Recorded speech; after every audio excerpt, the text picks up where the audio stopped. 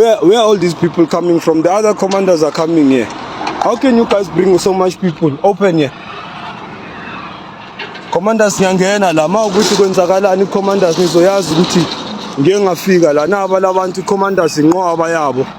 Naba abanye kuleli elinye ibhasi ngale commanders morning. Don't lock this gate. Don't you lock here. Don't you think you're going to lock here? Commanders back up and ngisacela back up lama command. I just got my letter that tells me, actually I got the letter that tells me that you should get ready to leave Korea or sort out your documentation to renew your stay here in Korea. But what's funny is that like it was stapled together with my wife's letter, meaning that when they sent it to me, it's basically telling me that prepare to leave our country or prepare to sort out your documentation to stay, and do it with your wife. So not just you alone, sort it out for you and your wife. You guys should get it done together. Like in Korean, but it says that extension of stay. It also has like a briefing of like all of the documents you should prepare. So like just a basic passport documentation that you should get ready if you want to extend your stay. I don't think anybody is looking at this, especially South Africans that live here abroad. I don't think anybody's looking at this and they see this as xenophobic or Afrophobic. I would further argue that when it's time to leave, most South Africans just pack their bags and leave. Our issue in South Africa is foreign, illegal, undocumented immigrants. But our bigger problem is our government. We all know that. The bigger problem is our government.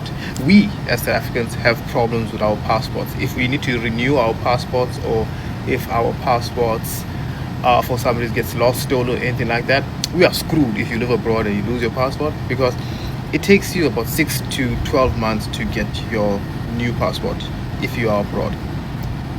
Living abroad without a passport is scary. And the fact that our government does not see that as an issue is an issue. But so we all know that our government is a problem, but you can't deal with your government and at the same time deal with illegal undocumented immigrants in the country at the same time.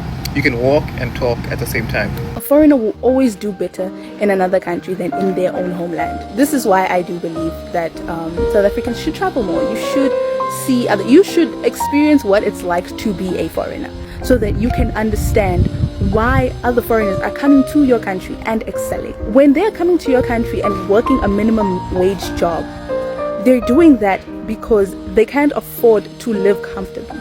Because when a foreigner comes to South Africa, the first thing they have to understand is that I am not from that country. So because they are not from that country, they can't be picky, they can't be comfortable, they have to work hard, and they understand that they have to work hard. That's why they would work a job that will pay them 500 Rand a week, and work a very taxing, very hard job that a lot of people in South Africa would not do, but they are doing it because they have to. If I go to Zambia right now, I have no family in Zambia, I don't know anyone in Zambia, I will do whatever it takes for me to have food, for me to be clothed, for me to sustain my own life, for me to have a place to sleep. I will do whatever it takes because I can't go to another country and be lazy. So it's a bit of an unfair advantage that they have. Say for example, my dad used this example and I'm going to use it right now.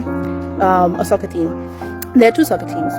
One soccer team, they're wearing boots, and another one they're not.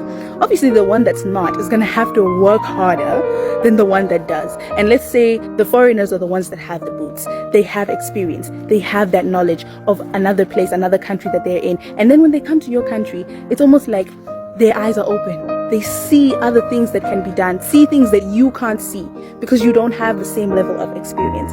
If you go to another country as a South African, if you go to another country right now, you will see other things.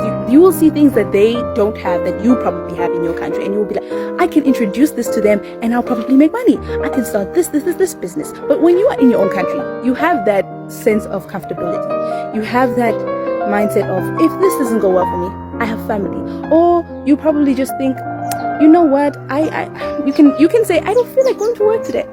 You can say that, but somebody who is in that country and it's not theirs, they can't afford to say, I don't feel like working today. Because if they lose their job, if whatever happens to them, where will they go? Their mindset is very, very much different. I was working at a Chinese shop. It was a very it was not a good job, trust me. I was getting paid 700 a week. 100 a day. Trust me, that for those who know, that's not a lot of money. And I was working with a Malawian woman. She had been working there for 2 whole years, and I really commended her. I always told her, you are a very strong woman, because the job required a lot of her, and she never got days off, ever. Like, from January to December. Christmas, she had no days off on Christmas. So she would work every day from Monday to Sunday, getting 100 rand a day. And I left after 2 weeks. I did not last long in that job, but when I was there, I always used to ask her, why are you staying? And she said, because I have no other option. If I leave here, I won't get another job. And there was a time when she said that she did leave because I can't remember what the reason was, but she left. And after a month or so, they called her back.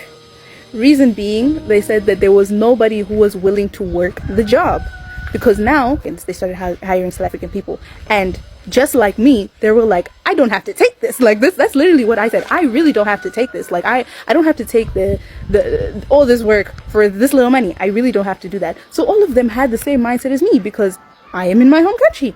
And they are in their home country. They don't have to deal with that. But she could not afford to think like that. So when they called her back, because she said, I already don't have a job. She did not have a job for a minute. She was like, I don't have a job. I need the money.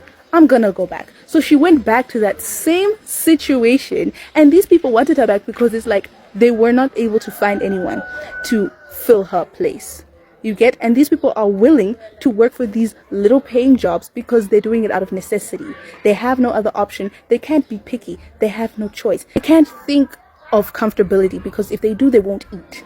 So I hope this opened your eyes so that you can understand why, when foreigners go to any country, if a foreigner comes to any country that is not theirs, why they excel, why they progress, because it's not their country and they have to work hard. They can't afford to slack.